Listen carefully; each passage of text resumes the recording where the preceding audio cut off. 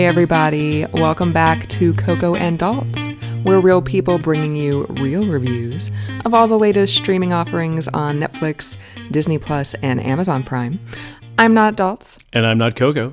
And if you're American, happy Thanksgiving. We're bringing this to you on Thanksgiving Day in the States. If you are not American, happy Thursday.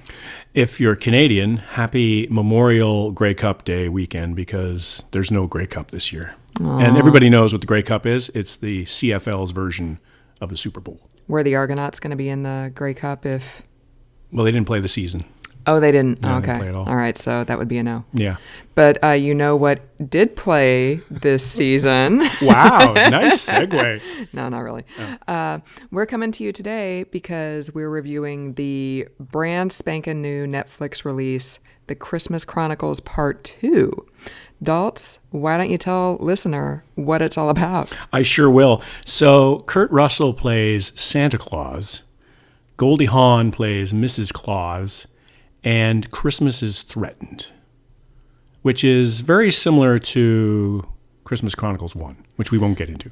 And which we also don't really remember a whole lot of, right. So that's probably better that we don't get into it. That's why we're not getting into it, because I don't remember it very much. Okay. And there was not a lot of enthusiasm in our household for watching this movie by anybody, including younger people who thought the first one was awful, so they didn't want to watch the second one. But we watched it because we care about you, listener. There's a lot of demand for Christmas Chronicles, apparently, in our past. Yeah, it's one of our top 5 all-time downloaded episodes when we reviewed the original, and we're shocked because it is still getting downloads to this day, and we don't understand how that's possible. So because we are willing to do anything for downloads, we're doing this one. We're doing Chronicles 2. And we also didn't really have anything else to do today because we don't have to work, and it's a holiday, and the kids aren't here, so we're like, all right, let's... And there's no Grey Cup to watch. There's no Grey Cup. Yeah. I'm sure there's probably NFL, but who cares? So there's an evil elf comes in and threatens Christmas. Wait, I thought there's more. I thought you. Oh, okay. We're still going with the summary. Okay. Well, just Sorry. a little. Yeah, it's the ongoing summary. It's like a multi-part summary. Because you're multifaceted, right? I'm complex. I have many layers, especially around Thanksgiving. But yeah. So the evil elf threatens Christmas, and the little girl from the first movie comes and tries to save the day. But somehow they start the movie in Cancun. Because the little girl's mom is now dating Tyrese, which... the actual Tyrese. Yeah, way to go. And Tyrese wants to impress the family, so he takes... the mom, the 2 kids, and his son to Cancun for Christmas. Right. And the little girl was really bitching and moaning about spending Christmas in Cancun. And I was like, shut your trap. That would be awesome. Like, why do you want to be in the cold? Right. Like when there's not a pandemic raging, I want to spend Christmas in Cancun. Well, and I noticed that your eyes lit up when that one scene where behind her was a whole row of bottles. Yes. They had the multicolored bottles, and they were making those fabulous Mexican resort drinks that nobody knows how to make anywhere else in the world. But when you go down there, they're like, yeah, put some of that food coloring in my glass. I don't care. It's delicious. Yeah, it's delicious. So what did you think about the Christmas Chronicles Part 2? So I didn't really like it. Aww.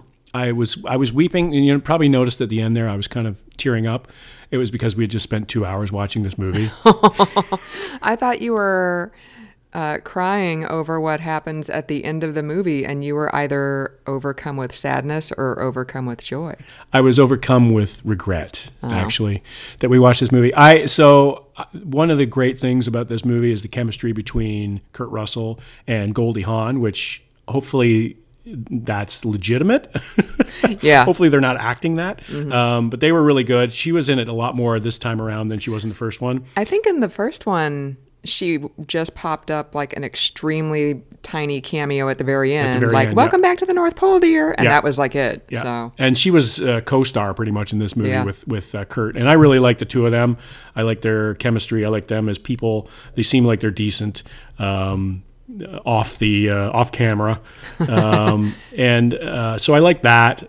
But I couldn't really. There was nothing really redeemable about the rest of the movie. There was the Chris Columbus is the director. He also he was involved with the Home Alone movies, and he did Gremlins and everything like that. So the elves look like gremlins, essentially. Yeah, they do. And they act like gremlins in part of the movie, too. In part of the movie, they do, yes, exactly. We won't spoil it, but they get all hopped up on the junk at one point.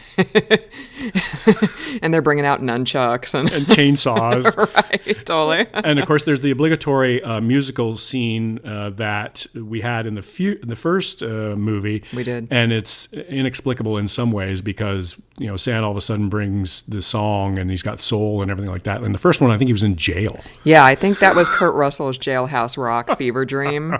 I think that's the reason why that was in the first movie, and I completely forgot about that until there was the musical number in the second movie. And then Daltz looked at me and he's like, wasn't there a musical number in the first movie too? And I was like, yeah, it was like Jailhouse Rock. So yeah. Kurt Russell's still trying to be a rock star in the Christmas Chronicles Part 2. Yeah, and I think this was fine. This is, what you're getting into with this movie. Right. There's not going to be... they don't release it at the end of the year because they hope to get an Oscar for it. They release it at the end of the year because it's a Christmas movie. Right, totally. This is not Moonlight. This is not, right. Not Spotlight, Moonlight, right, or any of the lights. Right, exactly. What did you think, Coco?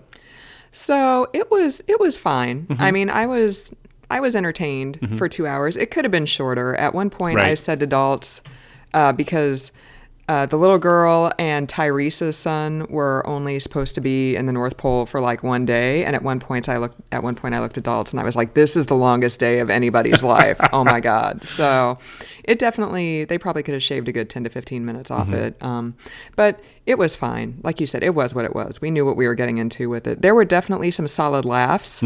Goldie, there were a lot of laughs in terms of them wanting to rename Santa's village Mrs. Claus's village, and Santa wasn't really down with that, but he wanted to look woke, so he was just like, yeah, that has a great ring to it, and then he's drinking like eggnog or whatever, like off on the side. So, eggnog. I noticed that Santa's complexion was a little bit redder than it was in the last version of this movie. Yeah, so there were some good laughs. I also enjoyed more Goldie Hawn. She's what, like in her 70s now, but she's still just radiant. She's great. Yeah, she's got great screen presence. She did not appear to have as many fillers in her as she did in the last movie. So I was grateful for that. I was a little distracted, I got to admit, by the plastic surgery, but it's been a long time since I've seen her on screen. So, and I'm used to, most recently, I watched a couple of weeks ago the movie with Kate Hudson in it. Almost Famous? Almost Famous. And so she looks so much like her mother that I was distracted by, she looked so beautiful before, but maybe it's the Kate Hudson proximity. Yeah. But nonetheless, you do you, Goldie. Like whatever happens. But I was a little bit distracted by that. But I got to say, it was great to see her in this. It was great to see, like I said, the two of them together. That was the redeeming quality of this movie, was the chemistry. Yeah, and they did have good chemistry. If we were to make a movie, maybe there'd be the chemistry of our love captured on screen forever. You mean like when you're like, baby, the light is shining softly off your hair, and I'm like, bleh! You're like, pass me the drinks. Is there any more booze left in the house? Yeah. Christ, I gotta forget about my life as much as possible. I gotta get through this relationship somehow. Meanwhile, I'm all like, la la la. You're like Ryan Gosling in La La Land. You're tickling the ivories, and I'm inspired by your love, and you're just brought down by it all. Right. That would be our movie. Like, Goldie Hawn and Kurt Russell still in love after 50 years together, and me and Daltz barely tolerated each other after 4.5. After 8 months in quarantine. Right. And listener is just like, oh, this is getting a little too personal. Right. I don't know. Is this a podcast or therapy? Right. So you liked it. Yeah, I mean, it was fine. Like we said, it's not Moonlight, it's not Spotlight, it's not La La Land, but it was what it was. I knew what to expect, so it was fine. So the evil elf was inexplicably from New Zealand, and no one else had an accent. Right. None of the other elves. All the other elves spoke Elfish or whatever. It sounded suspiciously like Norwegian or Finnish or something like that. But this guy was like, he was a rogue, I guess, Yeah, that's true. in so many ways. Yeah, apparently the punishment when you're an a-hole, when you're an elf, is you become human. And I'm like, well, that's pretty appropriate because humans are a-holes. So, I mean, yeah. And then he's like, you don't know how much this sucks. And I was like, oh, I do, bro.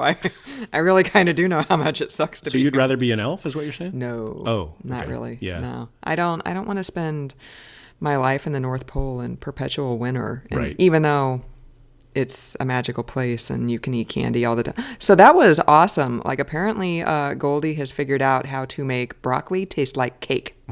And look like cake. And look like cake. And I was like, can Goldie work her magic like in real life, not in the movies? Because I just want to eat cake all the time and be healthy and not fat. So Well, there's another reason that I wouldn't want to be an elf is that the union is pretty weak there. Because they're working all the time. Yeah. And they're working, I don't think they get paid, do they? I mean, I didn't see any like elf condos or anything like that. Like, where do they live? They must work all the time. I mean, I guess they get free room and board at the North Pole. Yeah. This has been a running theme with some of our most recent podcasts. Like we said that the stormtroopers need to unionize in The Mandalorian, and now we think the elves need to unionize in the Christmas Chronicles. So I'm trying to fight for the rights of our workers. right, totally, because nobody else is. Well, because I'm not working. So Oh, okay. yeah, I need some work. So North Pole Local 151 needs to give you a call, and you can Norma Ray your ass up there and Organize the elves. I won't have to stand on anything to see for them to see me above a crowd because I'll just be taller than them. You could probably just sit down even on like a chair. You won't even have to stand. And It could be an unthreatening, involved discussion. right, totally. Come and join me, brothers. Well, this podcast is taking a turn. Well, right? it usually does. We watched something we didn't really want to watch because of listener. Right. So, But we don't want you, listener, to think that we're in pain because of you. No, Like- this is all good. It's not like we had to go and reshingle a roof for the listener Right, totally. in Like, the hot August sun. yeah, in the grand scheme of things, spending a couple hours watching a Christmas movie starring Kurt Russell and Goldie Hawn is not the worst thing that we could possibly be doing. Exactly. And it's not like we're reviewing kitchen utensils or something like that. Right, totally. Or dog poop bags or something. Oh, I can review dog poop bags. Let me tell you, I got opinions on dog poop bags. Maybe that's the way that a podcast will be successful. Episode 102. Biodegradable or not? So what grade would you give the Christmas Chronicles Part 2? Oh, I'd give this like a 1/4 to 1/2 of a candy cane. Wow. Daltz is bringing the heat today on the wow. I like Kurt Russell, like I said, but everything else was just kind of, I didn't buy any of the other stuff. I mean, I know I'm supposed to suspend disbelief in some ways because it's a movie about Santa Claus, but like I didn't really buy it. Like Santa, like Mrs. Claus is the most irresponsible guardian ever. She sends the kid up the mountain to get the plant, and like in the most dangerous situation. Yeah. And then there's some sort of magic thing where they parasail down. But have the kids ever been parasailing before? Like this, as a dad, I was offended. As a parent, I was offended by the negligence on the part of Mr. and Mrs. Claus. Well, apparently, Mr. and Mrs. Claus are like 1,700 years old. So Right. they've got some old school parenting techniques going on. That's true. There's not a lot of bubble wrap parenting going on there. Right, totally. Like it's only today that kids are coddled. So back in Turkey in the, Middle Ages, they were like shoving kids out in the fields at 4 years old with the machetes. But I would contend that sending a little kid up a mountain is not exactly coddling them. telling them don't go up that mountain that's a sheer rock face in the blizzard. Don't climb that. I would say that that's not, coddling. Or, pushing the kid out of the sleigh and then they magically have a parasail to save them and sail down to the ground without them actually knowing it until midair. Well, Santa, Jump! Oh, why am I going to jump? Just trust me. Yeah, Santa said, trust me. So I think at that point she knew she could trust Santa. But how do you know that evil elf hadn't taken over Santa and then he was like a doppelganger or something like that? Go ahead, trust me. That's the Christmas Chronicles Part 3. Oh. Like, yeah, Malcolm McDowell takes over Santa and wreaks havoc. Netflix, call us. We've got ideas. Yeah, and you can email us at cocoandalts@gmail.com if you want to get in touch. Wait a minute. What's your ranking? Oh. Rating? I'd give it like a C to C minus probably. Yeah. Yeah, I'm trying to be mindful of like everything that I rate recently and do it compared to that, right? I'm like, okay, so if I thought that this was like a B plus, I'm like, if I gave this like a C to C plus, is it really only one letter grade behind that? So I'd give it a C, maybe a C minus. That's sort of what a rating system is, though, right? Well, It's all rated one against the other. Well, no, I don't know. I don't know if you necessarily have to do that. You don't think listeners got a chart at home? No, I don't think so. Like what she gave, Star Wars: A New Hope only an A minus, and now she's given this a C plus. Like I can't listen to this anymore. Right, exactly. The grades are hard. But you can listen to us on Apple Podcasts, Stitcher, Spotify, Pandora, SoundCloud, TuneIn, Google Play, IMDb, iHeartRadio, and Amazon Music. Am I forgetting anything? Oh, there's many destinations. Anywhere that you can get a podcast, we are there. We are. We are also on Twitter and Facebook at Coco and Daltz. So please check us out. Let us know what you think of this podcast, what you want us to review in the future, what you think of previous podcasts. We want to hear from you, listener. And go to cocoanddaltz.com and donate. Hit the donate button and sponsor the podcast so we can keep doing this. That would be great. It'd be really nice to 101 episodes in, start making some money off this thing. That'd be pretty sweet.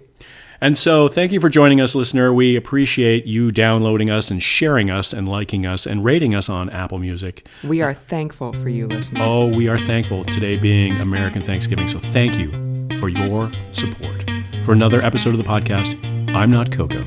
And I'm not Daltz.